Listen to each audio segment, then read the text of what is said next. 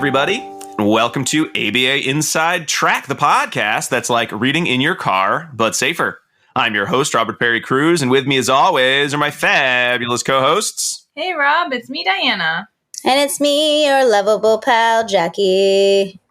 Oh boy, it's so exciting to be recording some behind-the-scenes stuff. You know, summer is over.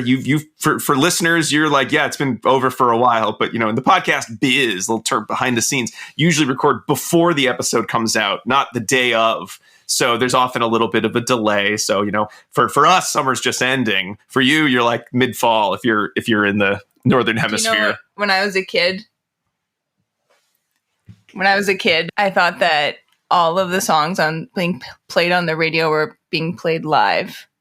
That would be hard for the musicians. I was like, how did they get all these guys to come in and play these songs right now in this moment? I think there's a Simpsons joke like that. Like, we're going to do this cartoon live. It's like, well, we don't usually do them live. It'd be very hard on the animators.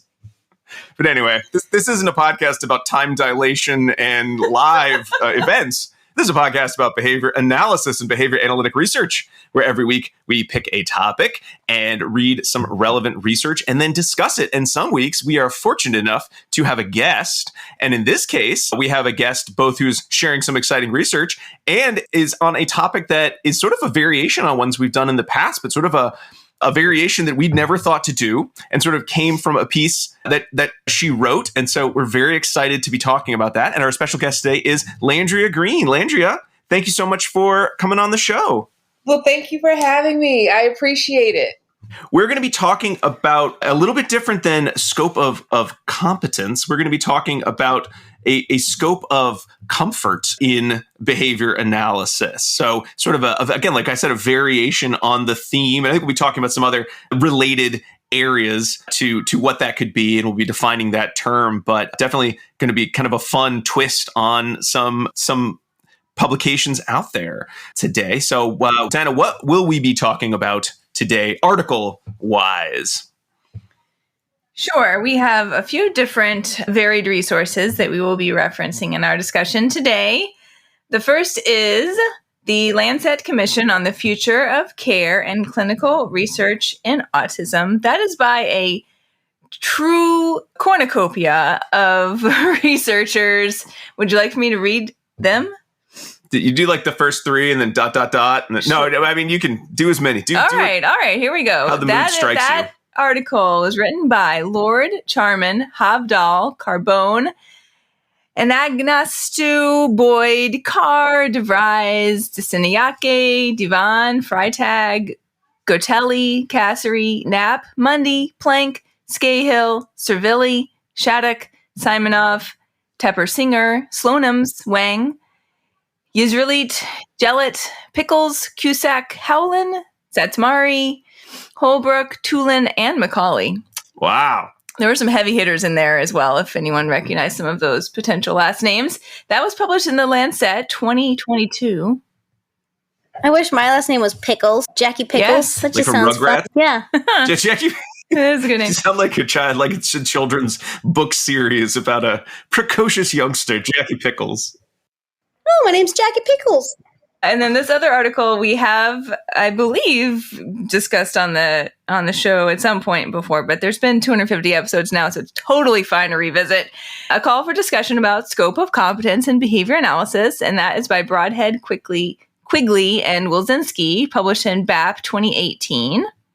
And we're also going to reference a blog post that was published by Landria that's titled Centering Consumers in ABA and Why Graduations Send the Wrong Message. And that is published at LandriaGreen.com. Okay.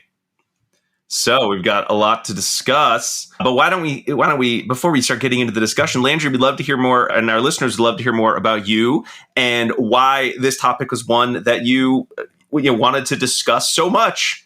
I think that's always the fun question of like, you wanted to discuss it, not just with peers, not just around the dinner table, but you wanted to discuss it enough that you wrote a piece on the subject and then wanted to continue the conversation on the show, which is great. So we'd love to hear more about yourself and kind of how you came to say this is something that needs to be brought up more and discussed. Yeah, well, thanks.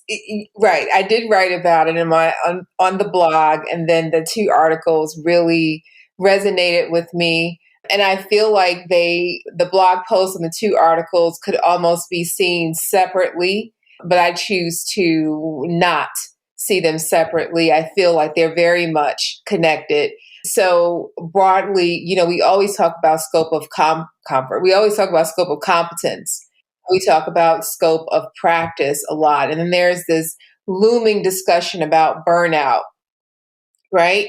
And so for me, thinking about how comfort evolves for people as they just grow as individuals, and how that melds with our professional and our professional and clinical selves, and the looming discussion about burnout, how does that pair? How does that go inside of that? And then we have this connected piece of dissemination and how the outward facing of our profession. And there's burnout inside of that, and trying to prove that we are not, or trying to prove that we are something. And when I think about graduating people from ABA therapy, that's part of that, trying to normalize something, right? Because graduation is a common language, and people are happy surrounding graduation. But graduation also presents itself as a graduated skill set that a person is able to go out and achieve, and they no longer need you in the same way. And when we think about clinical services and then graduation, and do those words really match? It kind of says, graduation says you're a different model than the clinical services would say that you are.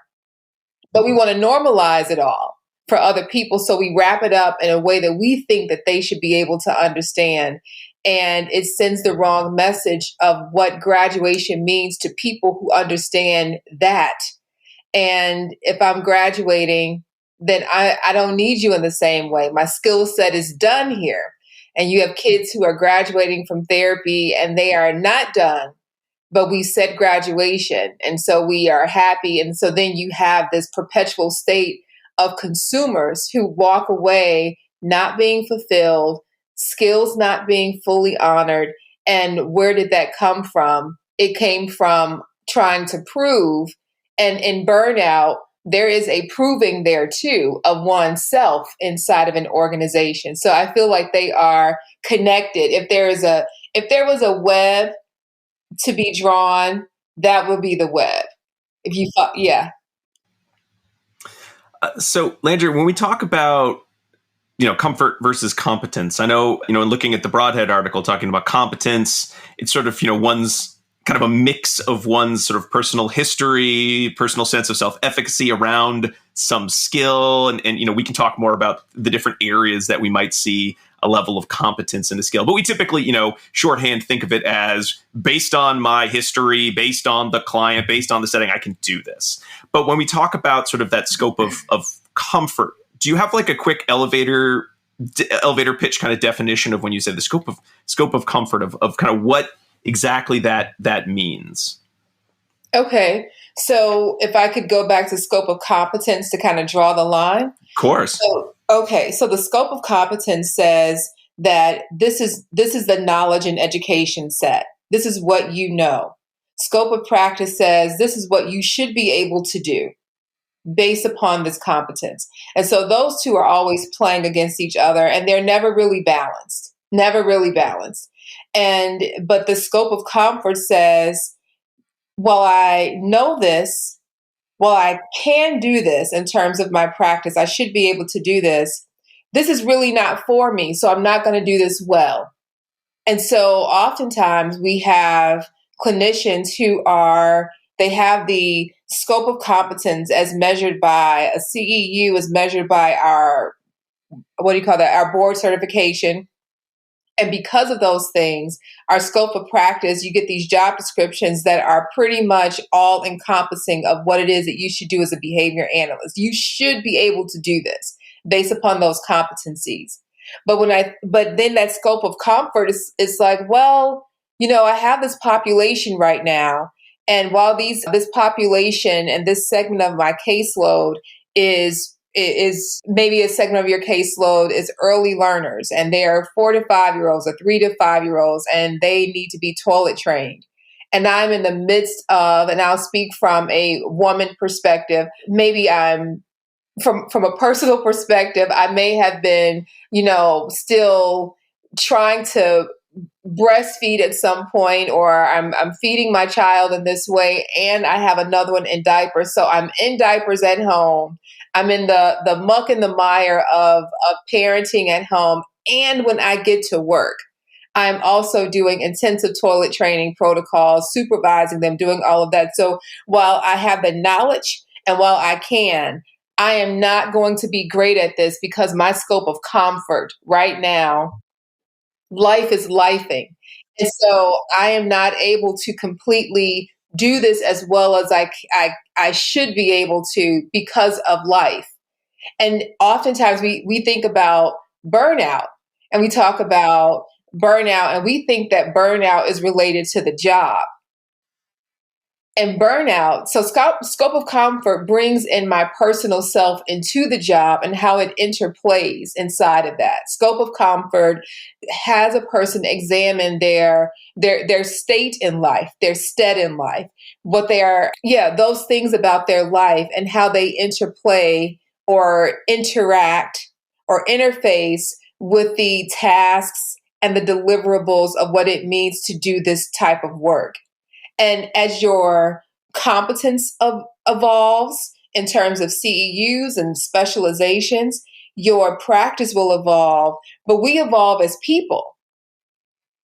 And so scope of comfort gives room for being able to examine where I am as an individual and being able to look at that and decide if this is where I should practice, because the best of me, optimizing me inside of a workspace, is impacted mostly by who I am as a person right now.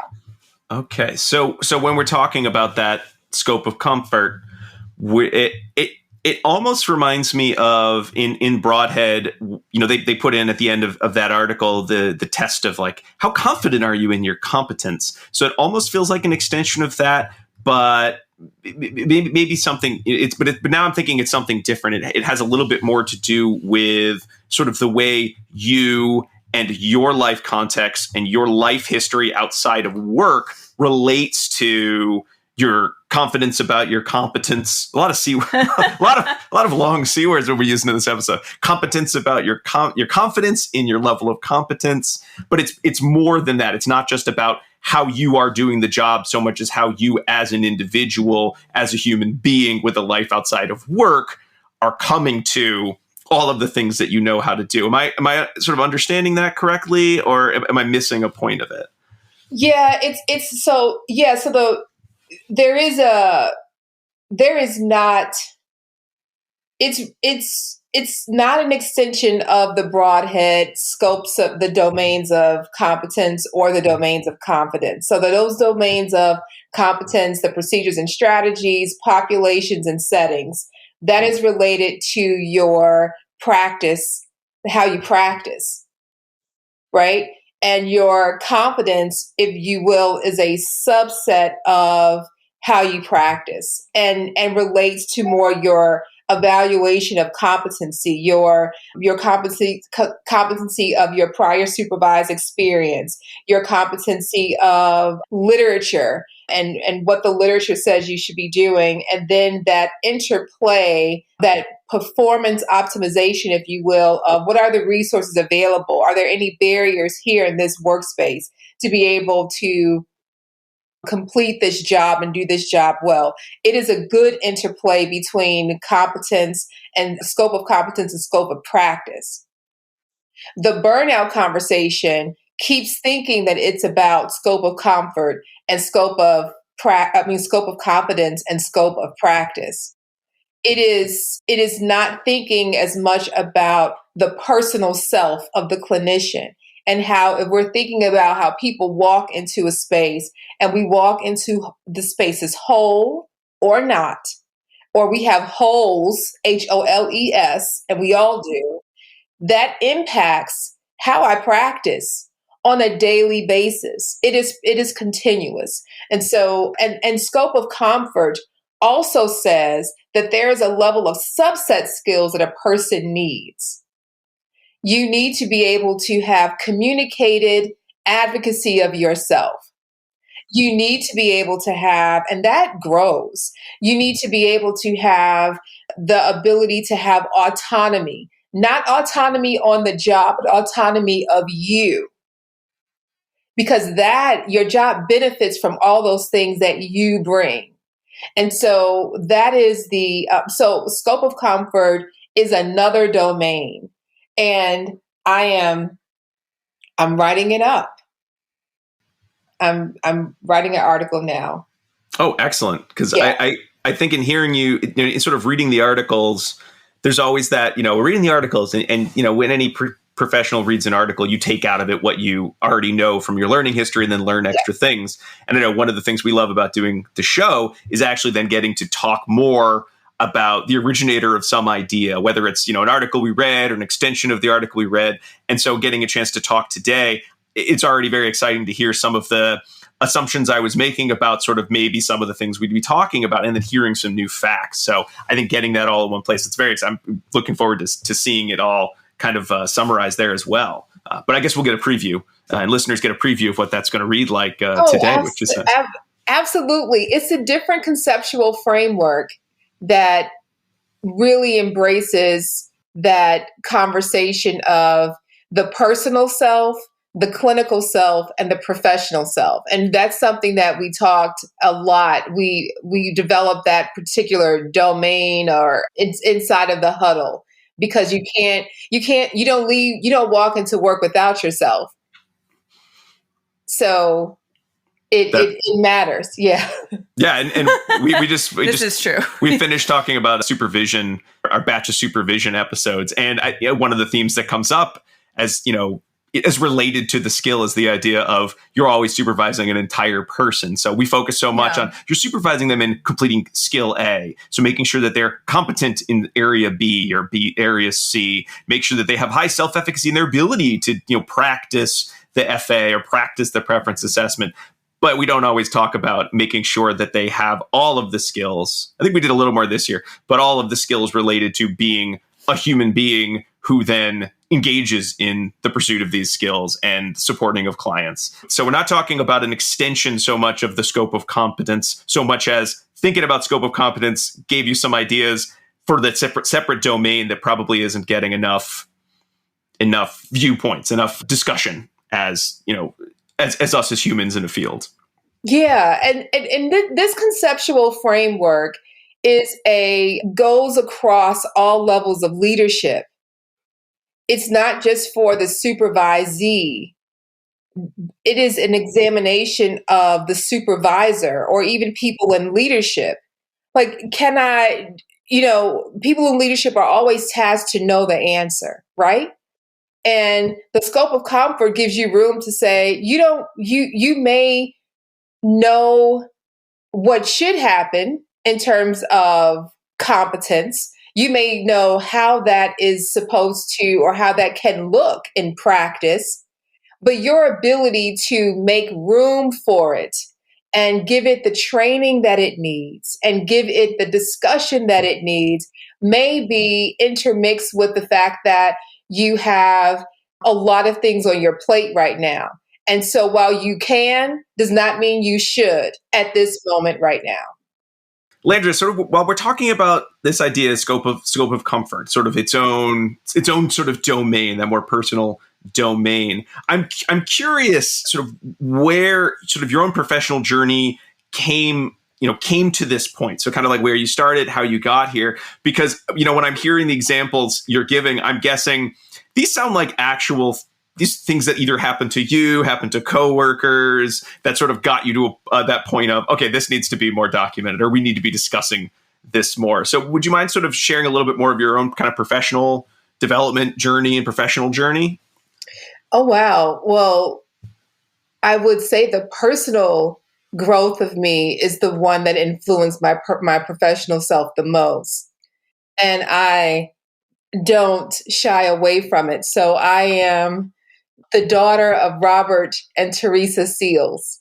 And so, in growing up in that house, we were always told to enjoy our lives.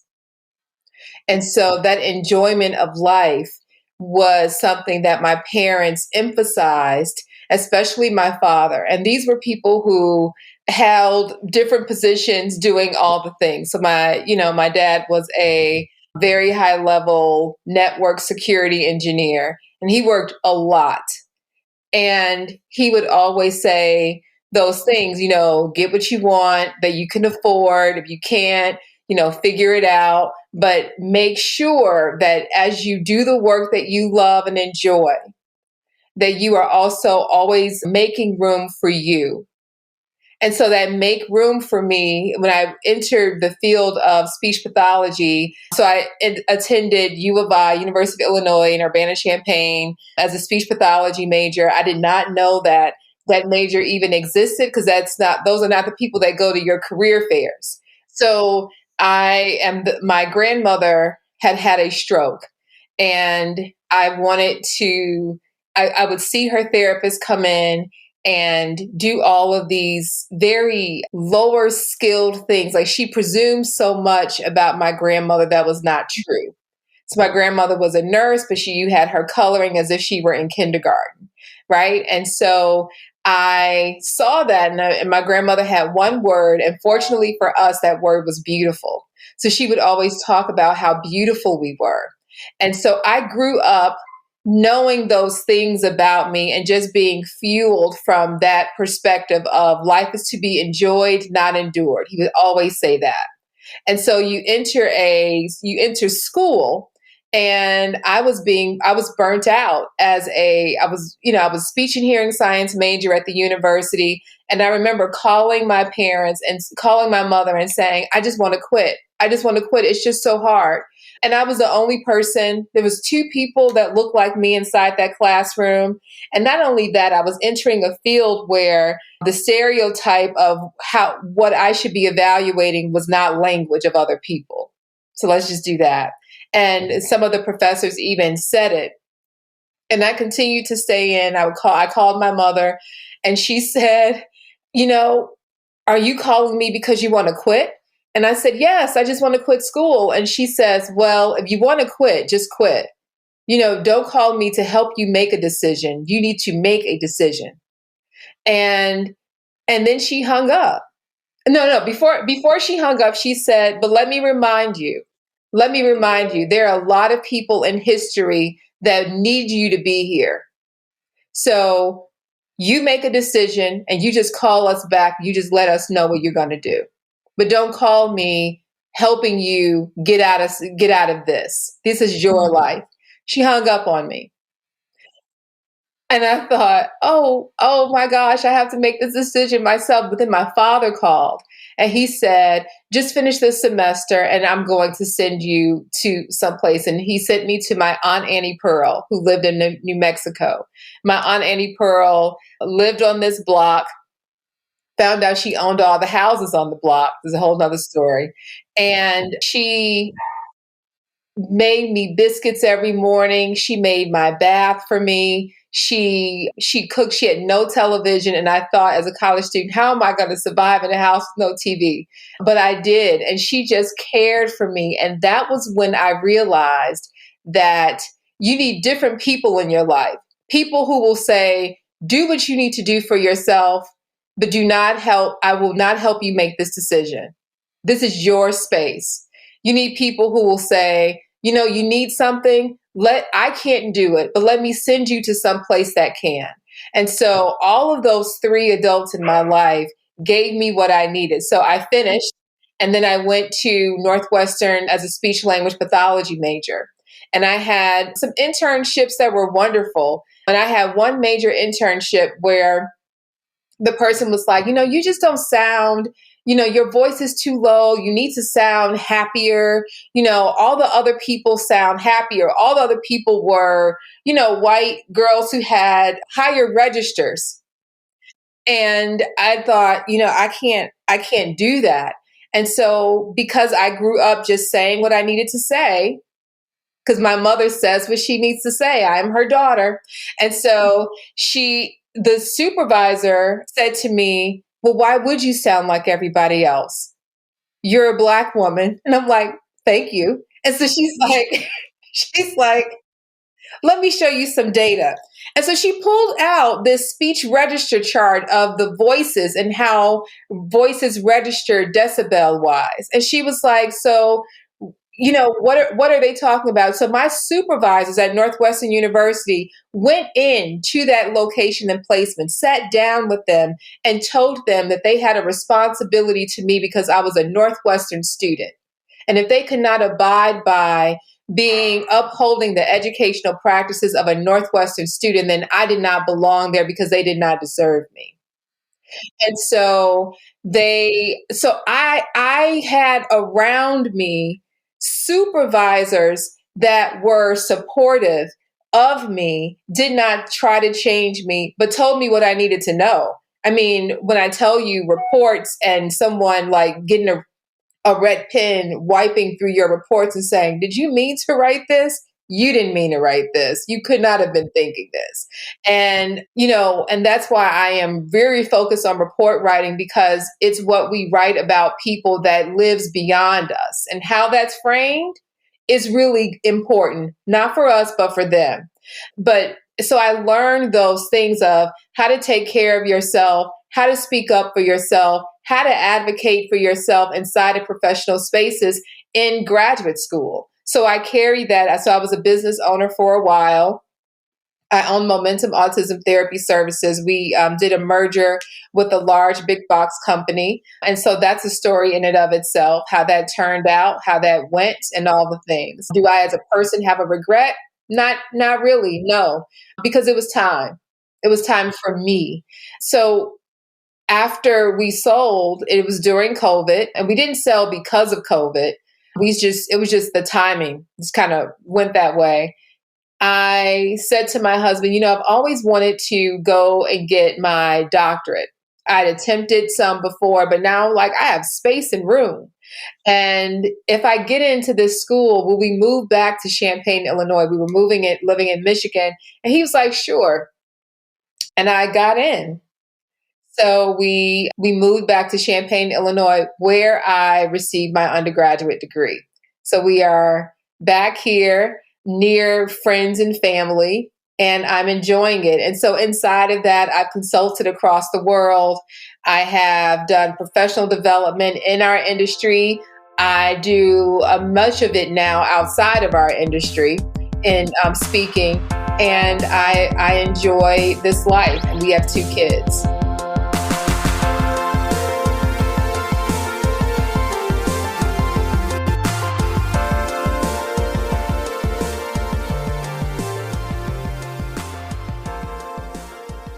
Do you want to be a BCBA? Sure, we all do. Now you can come to Regis College in Weston, Mass. to get your graduate degree. Choose from any one of these courses. Masters of Science in Applied Behavior Analysis. Masters of Science in Special Education. Dual degree in Special Ed and ABA.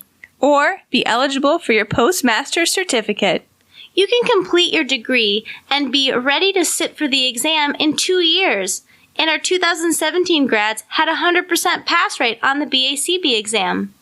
Come enjoy practicum placement support, ethics mini handbooks, PhD level professors, small class sizes, and a service trip to Iceland.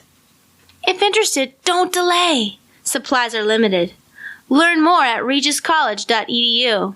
Again, that's www.regiscollege.edu, regiscollege.edu. One more time, www.regiscollege.edu. See you there!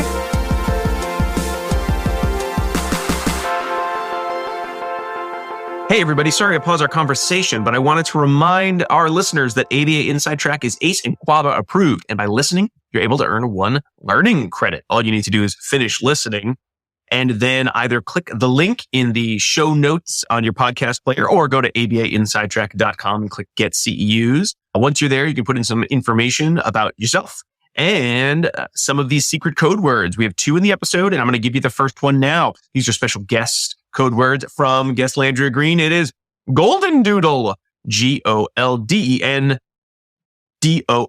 It's this adorable dog. Kind of looks like a mop. It's got like a Muppet face. Very, very cute. It's half golden retriever, half poodle. Oh, I thought it was half a snickerdoodle. That too. Well, all you need to know is it's a code word. Golden Doodle. All right, back to the show. So there's a lot of areas of comfort that you've needed to develop yourself or reflect on yourself, but it sounds like that came pretty early on in your professional career. The idea of not just knowing what you need to know to do the job, but knowing what you need to talk about and advocate for regarding kind of what's going on for yourself. Yeah, more, if I could interrupt, just more as I grew up developing an autonomy that I know myself well enough and I know what I need and I know what I bring and I can be anywhere I want to be. And that is the value that I have. So it's always my choice. I think that's what it is. I loved that story about your experience and what your mom and your dad and then your aunt all said to you and the different ways that they supported you. And it's so hard to be a parent, right? And to try to like get that right for your child. And I love the way that they each had it sort of a different strategy that they were bringing in. But the goal for everyone was ultimately what you are saying, which is you have to do that type of, self-assessment and evaluation on what your own comfort level is and what you need at that moment. And sometimes you can see it easily for yourself, and sometimes that's a skill you're still learning. And so your aunt was able to like help you in that time in a really specific way. But your mom was helping you too, because she's saying like, this is a decision you have to make for yourself. And it's a lifelong skill to grow into understanding what are my current limitations as far as what I can give in this moment. And it's okay if it's not always 100%, because that's how you end up in burnout territory. Like, have you seen the little phrasing where it's like, some days you only have 40% to give. And if you give 40%, then you've given 100% for that day. Does that make sense? Yeah. Right. And it's okay. Like, it varies day to day what you can do and what you should feel comfortable doing. And if you don't abide by that, then you are definitely on the burnout train. Absolutely. So thank you for sharing that. Yeah, I was thinking about an example which I gave to everyone, and you said absolutely, and I thought you heard me, but you didn't. That's a little pre-show Jackie's, hilarious. Yeah, it was.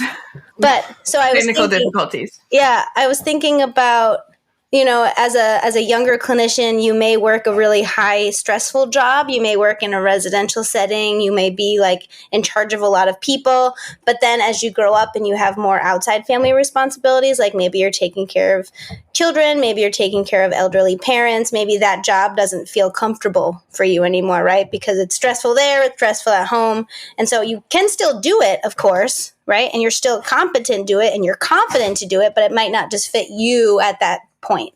And so I think that for me kind of hit it right. And this is something that I've struggled with too, because I'm like, I can do that job, but do I want to? Because of all the emotional and the emotional toll that it takes paired with my rest of my life. I think that's where I kind of gleaned the scope of comfort from. Yeah. Those are really good examples. And then you have, in our best efforts to support people and to reduce burnout, it becomes another thing to do for people. So like, everybody, let's exercise. Here's the exercise calendar that's posted in the weight room or in the staff room. And I'm thinking, that's another thing I need to add to my list. I'm not trying to go bike riding and log these miles every day. And they're like, but you should be taking care of yourself. It's like, some days I just want to go home and sit. Right? That's taking care of yourself. Sitting is taking care of yourself. But no, people, not everybody looks at rest as activity. They look at rest as, that's something that you do. But when we think of, and then not every supervisor has the capacity to supervise. Not everybody should be supervising, even though you've taken the 6 hours, you've taken that extra supervision, Jumbotron course and you've done the best and you know the people.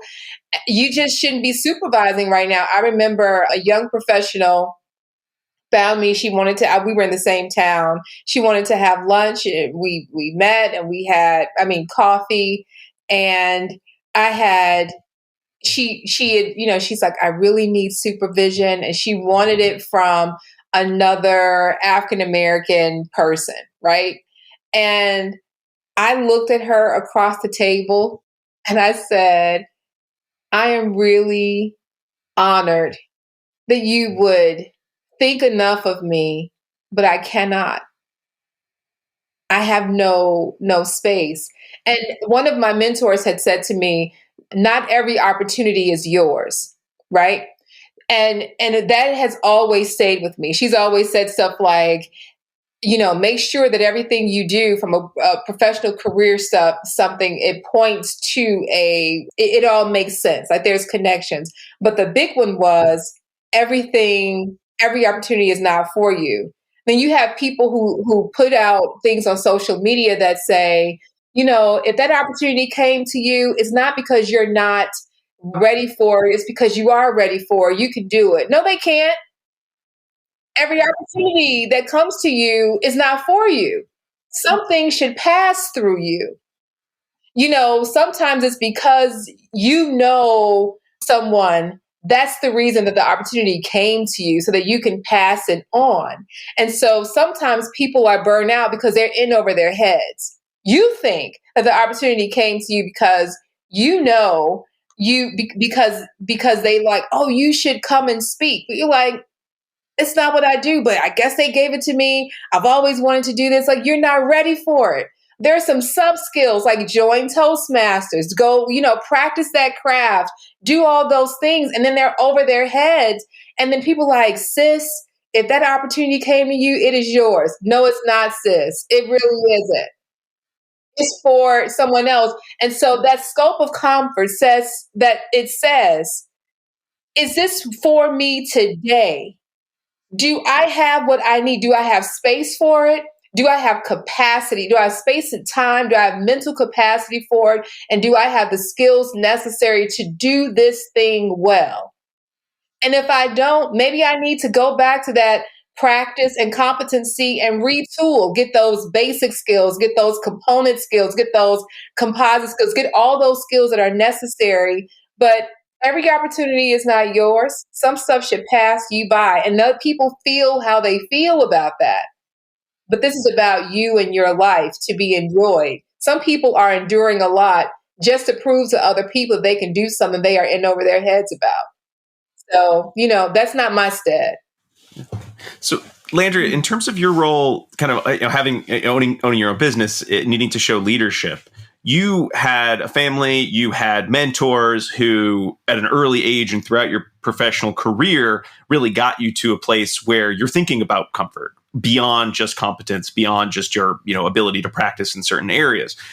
What were some steps that either you felt you did or maybe you wish you'd done regarding leadership in promoting that scope of comfort within your employees? I mean, were there things that you felt you did well to do that? Are there areas that you'd recommend other people in supervision or leadership roles thinking of when they're trying to sort of promote that ability, that advocacy of their employees? Yeah. And as you bring it up, so there's some things that I remember that I carry on. So I recently opened a school it's a K-3 school that fuses education, research, and behavior science. It's for kids who are neurodiverse. So I am having to exercise that all over again. And I think the one thing, live authentically, right? When you live authentically, people follow that. And that is real leadership.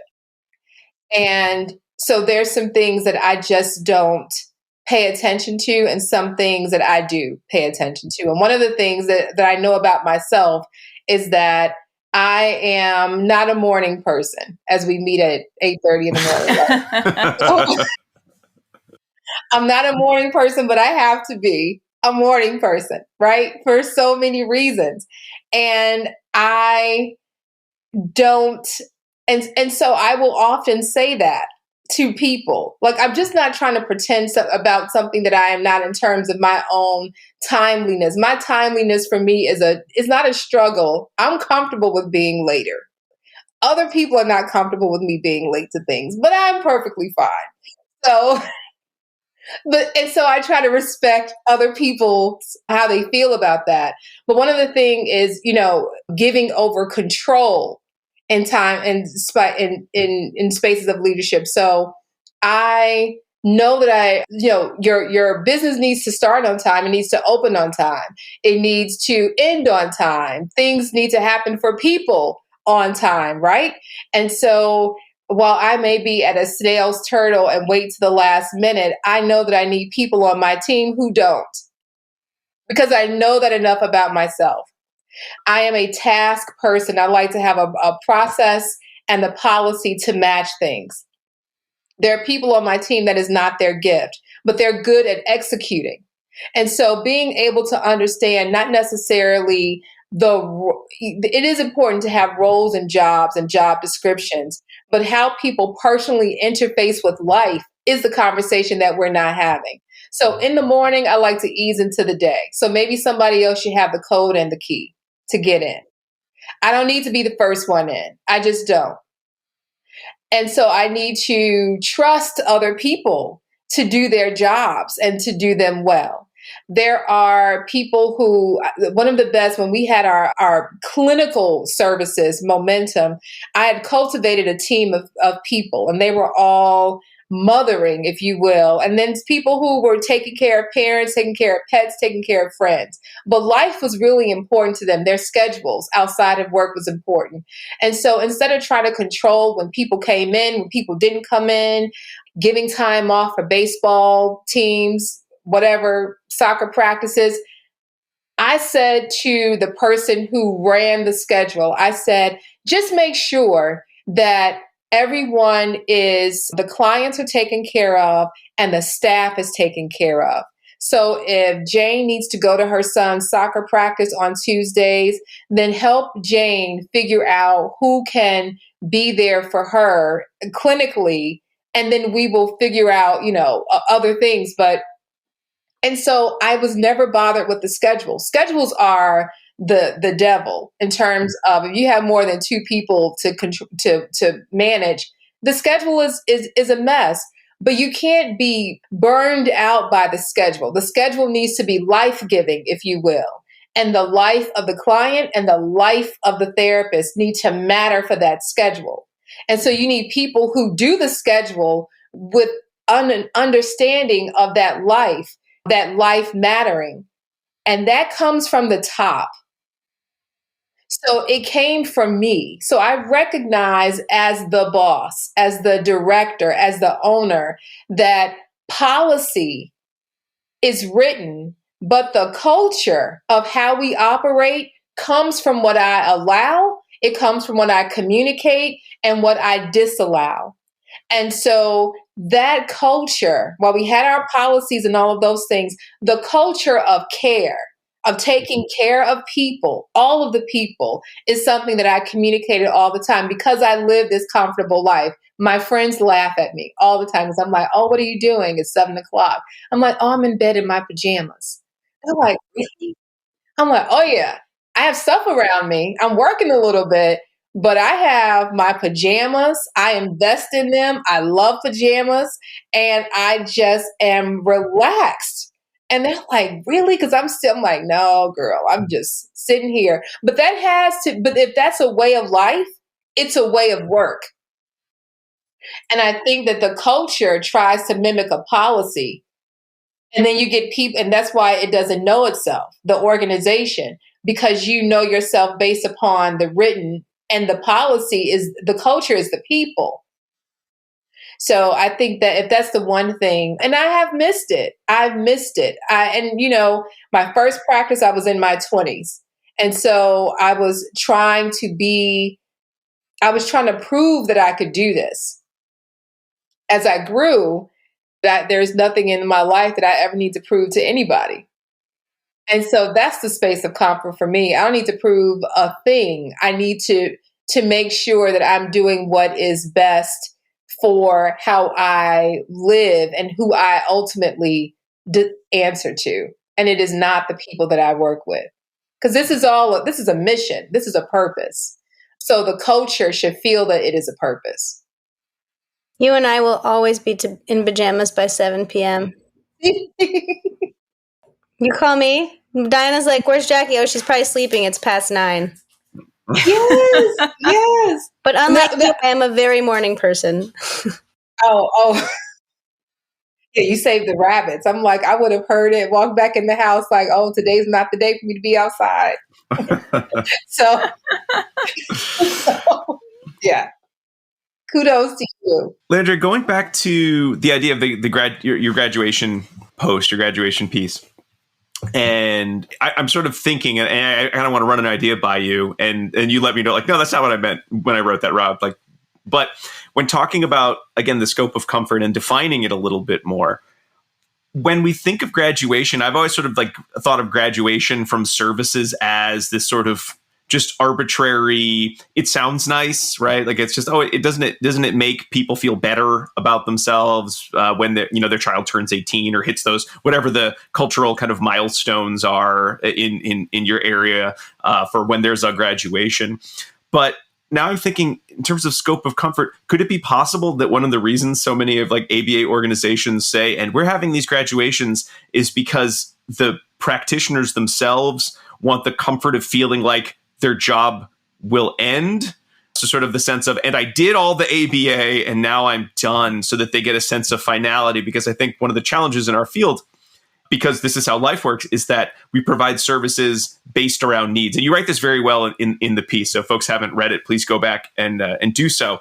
In terms of, we're talking about a lifespan of a human. There's so much to do. There's no graduation from services, because there's always something somebody might find of value and need extra support, potentially from BCBA, speech and language pathologists. So could graduations be one of the things that we as humans say, you know what, I need to have a sense that my work will ever end. So let's make some graduation so we can signal to everybody, we did it, we're done, we're great at our work, and kind of end things. And so am I understanding kind of your thoughts on scope of comfort in that way? I don't know if that's the reason people do graduations. I'm just sort of thinking as kind of it's something for us as the practitioner, as well as for potentially for the family of, I want to be done. I have to be done. I have to know I did, quote unquote, did something. What do you think? Just kind of an idea I was having from our discussion. Yeah, it's the comfort about, I would agree in that it is more comfort for us and about us. And that is, and we've checked all the points off on said assessment, and therefore you are graduation ready, or you are turning 6 and we may have to rewrite how we write reports, and we will have to have more conversations with our third-party payers that we are not able to, and we may not be able to maximize the dollar amount that we thought that we can under age 5, and therefore there's so many reasons that we do graduation, but it is not necessarily prioritizing that learner or their family. It is us as a profession, as our organizations. And the damaging part of that is, when you talk about marketing, there is the market that we do, and there's the marketing that is done for us by proof of product. So child walks out goes back to church, or goes back to their environment, or goes to kindergarten, and the parent's like, yes, he's been in ABA since the age of 2. And meanwhile, the child is running across the classroom, throwing markers and scissors and just doing all the things. And you have that teacher's like, that ABA does not do anything. That's marketing. That's marketing. That's your dissemination right there. And so when those articles come out and they talk about, does ABA really work? Let's do neurodevelopmental blah, blah, blah therapy. Let's do the Denver START model. That sounds, it has a softer frame to it, right? But we aren't saying anything. But we're just trying, but we say everything when we graduate people.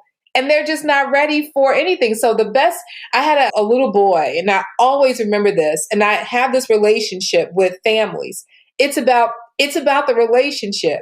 It's about developing, when you think about parent training, it is developing scope of competence, scope of practice, and scope of comfort, even inside of parents.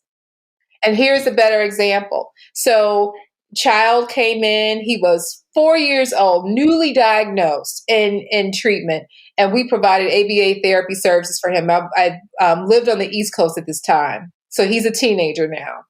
And she comes in and she doesn't really know what she knows. And so if you've lived on the East Coast, especially in Fairfield County, Connecticut, and that Eastern Seaboard, you know that there's Dan doctors, there's Stanley Greenspan. His group does a lot of PD over there. You have floor time. You have lots of competing big things happening, right? And so she's like, we're doing diets, we're doing this. And I didn't tell her not to do any of that. I'm just like, he's an ABA. Let's get you taken. Let's work. And so we started working together, and you just build knowledge, right? That is the scope of competence.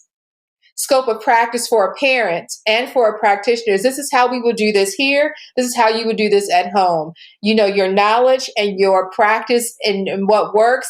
And you continue to have that evolving conversation of, this works, this didn't work, this worked, this didn't work. But you're always keeping at the top of that discussion. And one day you will not need me. One day you will not need the practice of what we're doing at this level of dosage. You're already working yourself out of a job. You're communicating that you are working yourself out of a job from the very beginning, right? And so scope of comfort was a parent saying, you know what, this stuff is working at home. A year and a half down the line, he's going into first grade. Let's try and see what first grade looks like. And let's see if that will work. So you've empowered a parent because you are comfortable with who you are as a clinician. And so it is reciprocal. It's the mirror effect of that conceptual framework, if you will. Now I've just expanded the paper. And so it's a mirror effect. And so the parent, this particular mom, and we are still in touch. And so I said to her, when he started, I said, you may find that he may still need good supports in first grade. My goal for him is third grade, because no. I said, you may find that those supports will work in first and second. I said, but in third grade, it flips. He's no more learning to read. He's reading to learn. And the social expectations shift. No one's going to make kids invite him to a party. He has to be invited to the party.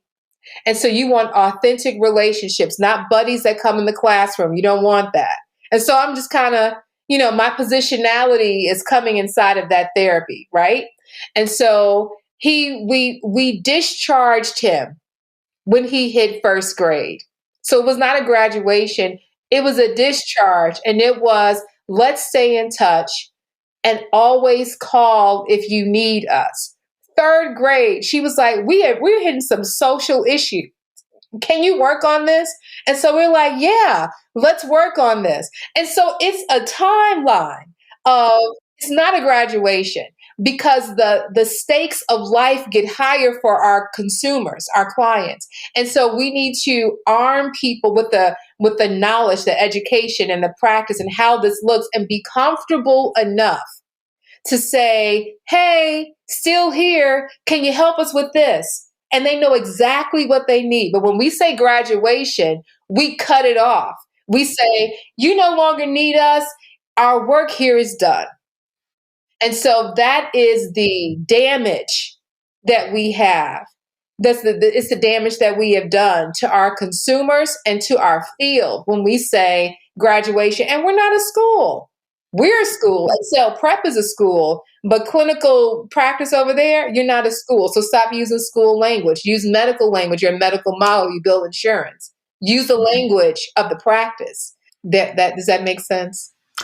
Yes, definitely. And it also, yeah, like you said, I was not thinking about scope of comfort outside of the realm of, myself, my own, the practitioner scope of comfort. But then thinking about the parent also being another person in your team, also having a level of competence and scope of practice, and then their own scope of comfort. And then how does our language, how does the way we support discharge versus graduation, how does that damage all of those kind of, circles of competence and comfort for the parent? And so much of that, I think, sounds like you already were ahead of a lot of the recommendations in the Lancet Commission report, which really, it was a big document. So I got a little skimmy by the end. But for the most part, I think one of the big takeaways I had from it was just this idea of lifespan and thinking about that medical model and thinking about the services throughout the lifespan. So rather, just like you were saying, rather than, well, there's a service and then you do the service and you only do it here and then it will never happen again. And this person's done. Like they're not involved, but really being able to come back around, thinking about the services, doing something rather than nothing when there's a problem, listening to your parents, listening to your clients. I think those are some of the big recommendations. So I think that it sounds like scope of comfort really captures a lot of those pieces as well, as well as competence. You kind of need both. Yeah. Yeah. I mean, it's really nice, when you read an article and you're like, you speak my language. You know me. It's so nice to read that. And in PhD school, they're like, what year was that article? That article was written in 2000. So you cannot use it. And you're like, no, but it's still very much important. It's like, oh gosh.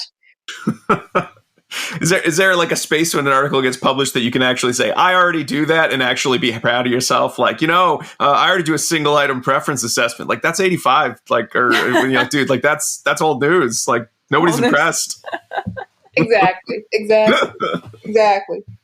You got 5 years basically, right? An article's published and then it's relevant for 5 years. And after 5 years, people are like, that's old news. Even though it's like the only thing that's been published in the last like 20 years, right? Yeah. It's a trip. I think part of this conversation too is we're not saying that, if you find the things that we would typically like be celebrating as part of a graduation, if those are really challenging for someone, we're not saying that they shouldn't be celebrated, because everyone should be celebrated, right? And I think that I don't want anyone to like misunderstand like what we're saying. So like the term graduation is kind of like a loaded term here, right?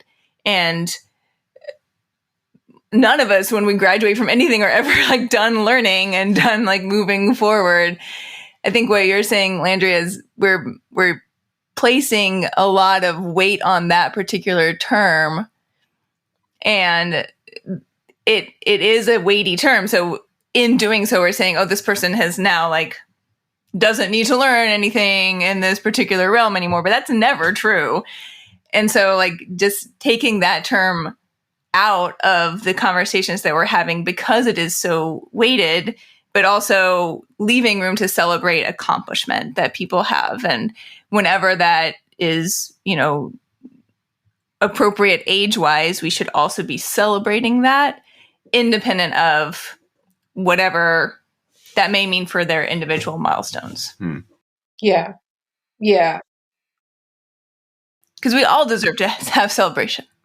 Oh, please. I am a celebrator. One of my friends would say, you celebrate everything. I do. I celebrate like, oh my gosh, I made it through the week. What am I Pajama time. Yeah. When we had a child on Friday, just kick the ball back and forth and throw the ball back and forth with another peer unprompted, right? No one, this was just during lunchtime and indoor recess because, I'm in school now. I have so much respect for school administrators and the rhythm of school. I'm like, a clinical flow has nothing on the school. Nothing. Mm-hmm. For sure. Nothing. But he did it. And the child he was playing with says, can you believe it? I just said, come play with me. And he did. And she was so happy that he played with her. And I'm like, that's the stuff that life is made of. That's what you send home to a parent. He did it. Yeah. But this is about bringing in just the entire idea of comfort, right? And what our own comfort is, and having that be part of conversations that we're having with families as we're having conversations about competence, so that it's all out on the table, right? Like these are part of regular conversations that we're having. So everyone has the language to have this type of self-reflection and think about kind of where they are across the comfort, the competence, the practice scopes, so that we can better serve the client. That's like the end of all of these conversations, right? Am I on the right track? You're on the right track.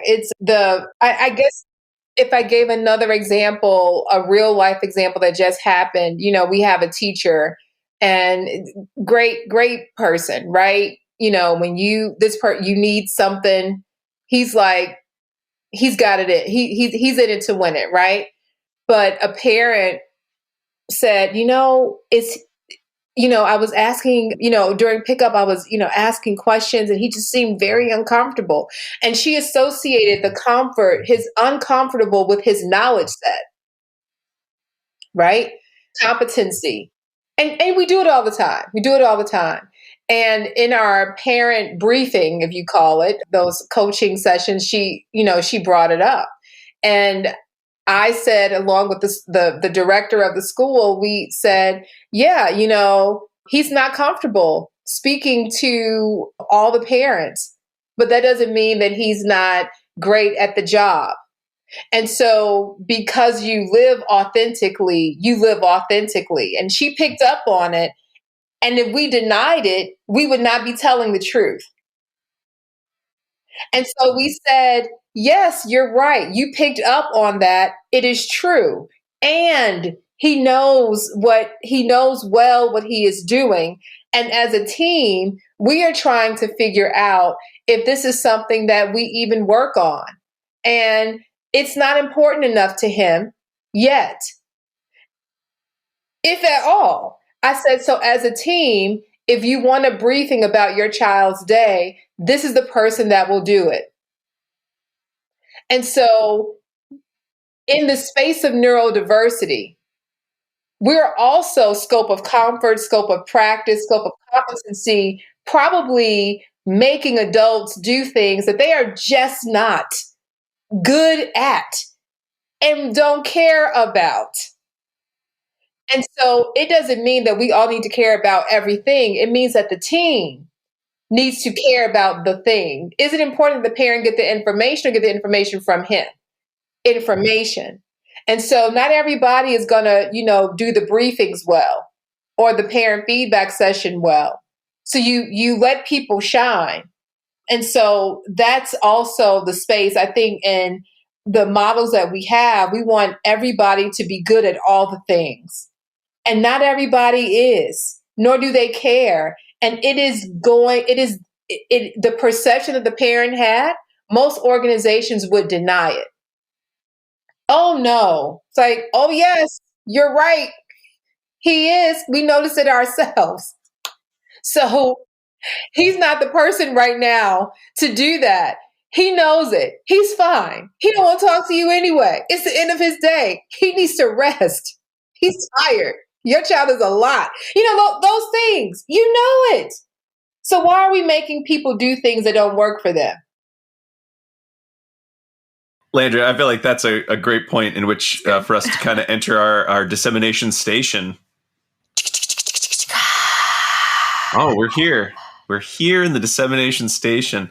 So this is the part of the show where we sort of start wrapping up and sort of talk about maybe some good actionable steps. So it sounds like, Landria, you're going to be writing up some of these thoughts that you shared with us today, some of the thoughts that you've had, maybe some probably extra thoughts, because you can only share so much in like an hour-ish, discussion in a paper. So we'll be seeing more about scope of comfort in the hopefully near future. No time pressure, just near future. But in the meantime, while folks are sort of waiting on that, they certainly have these pieces that we talked about today to look at.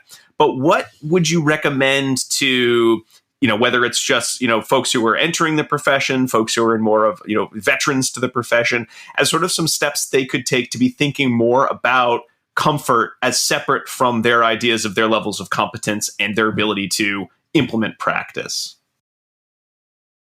A good step is to ask yourself, what am I good at? What can I do? What can I do now? And if I want to do them, list the things you like, list the things you don't like, things you want to do. And at the huddle, our October cohort will be starting. It's build capacity, and we'll just be helping people work through these very things. Mm-hmm. But do they get to bring their thoughts on the matter of like, I don't really like building capacity? They can. I mean,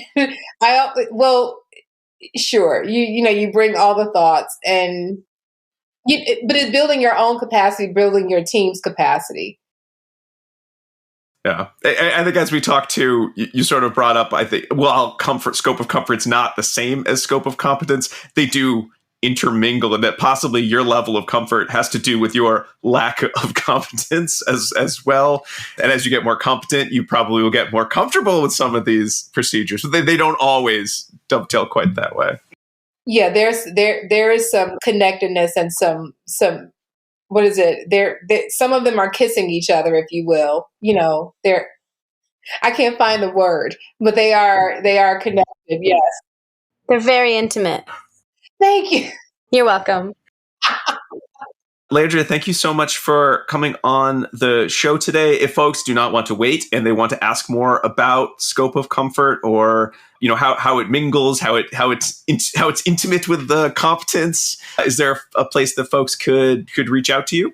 Yeah, my email, Landria, Landria at thehuddle.online. That's the best place. If they want to learn more about the school and how we are making that work for people and the kids that come, it's excelprepschools.com. We want to say one more big thanks for Landria Green for coming on the show and talking with us about scope of comfort today. Thank you so much again, Landria. And before we wrap up the show, we've got a couple other thanks to give, including a thanks to you, the listener, for joining us here on the show. We'd really appreciate it if you could leave us a review on Apple Podcasts, Spotify, wherever you get your podcasts. You can subscribe at any of those places as well. There are a couple other ways that you can check in with us. We're on all the socials as ABA Inside Track. You can email us with any questions or thoughts at abainsidetrack@gmail.com. And we really appreciate those emails because we like to read a few of them on our monthly preview episode. So please feel free to send those in as many times as you like. And if you want even more ABA Inside Track content, including a way to select episodes that we do on the show, why not check us out and subscribe on our Patreon page, patreon.com/ABA Inside Track. And for just $5 a month, you can get access to vote on our quarterly listener choice episodes. Our last one we just did on preparing self-determination skills in the context of getting students ready for their IEP transition meetings. And if you want to choose what's coming up this fall, well, that's the only place to be, as well as to get discounts and some free CEs. And if you want even more, including our 2-hour-long book club episodes, you can subscribe at the $10 level, where you can also vote for those books and then get 2 CEs for no additional charges. A big thank you. If you're not sure about that, just check out our Results Book Club, which just came out for everybody for Supervision September. Typically, those don't come out for a whole extra year. So if you want to be ahead of the curve and have a say in what we read, then you better head on over to patreon.com/ABA Inside Track. Book clubs feature the super insightful Alan Haberman book club guy. Yes. So you don't want to miss out on hearing what he has to say. He's super duper smart. Mm-hmm.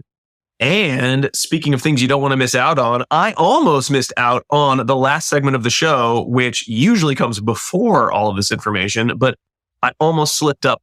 So excited about all the fun extra stuff we do. So why don't we go back, do even more extra stuff, and do our pairings segment? Oh, yeah, we can do pairings. So pairings is the part of the show where I, Diana, tell you some other episodes you might want to check out if you enjoyed this episode and want to think about this type of topic some more.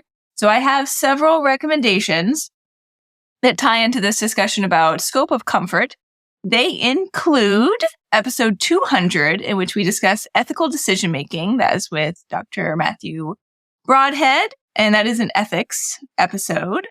You also could check out episode 145, where we talk about self-care. That's with Dr. Shane Spiker. Episode 199, in which we discussed self-care and burnout. That was with Dr. Julie Sloviak. Episode 214, where we talk about compassionate care. That's with Dr. Mary Jane Weiss and Dr. Jessica Rohr. Or you could check out the very, very fresh episode, I think 253. I'm not even sure of the numbering at this point in the production, in which we talk about setting up supervisory practices at your ABA center facility. And that was with Kim Heald. I think that's the right number. Okay, great. So any of those, it's on the front page might of be of interest to you. abainsidetrack.com. It's right there. That last one I mentioned is also a supervision CE if you're in the market for those. And then I also recommend a snack that's part of the pairings as well. So to pair with this episode or the previous episodes, I'll let you in on a little window. When we are recording this episode, one of our children just had a sleepover, and we're recording this in the morning directly following said sleepover. So we're all a little tired following that, but I thought I would fill you in on what the sleepover breakfast was. It was, store-bought lemon meringue muffins that looked pretty enticing, and then also a banana berry smoothie to go with that. So that was the post-sleepover brunch. So you can pretend that you were there while you listen to these episodes. Great. Well, everybody, some final thanks while you're munching down on those muffins. Thanks to Dr. Jim Carr for recording our intro and outro music, Kyle Sturry for our interstitial music, and Dan Thabit of the Podcast Doctors for his amazing editing work. And to make sure that you don't miss out, our last secret code word. You thought I forgot, but I didn't. I did think you forgot. You did think I forgot, but you pointed at it. So who knows if I would have really forgotten. It's Schrodinger's secret code word, second secret code word. And it's not a cat. It is not a cat. It's a dog. It's another dog. It's a Shih Tzu. SHIHTZU. There's a space in there. Don't worry about the space. Again, it's a cute little type of dog. Hey, Rob. Hey. I went to the zoo. They only had one dog. What was it? It was a Shih Tzu. All right, that's your second secret code word. We'll be back next week with another fun-filled episode. But until then, keep responding. Bye. Bye.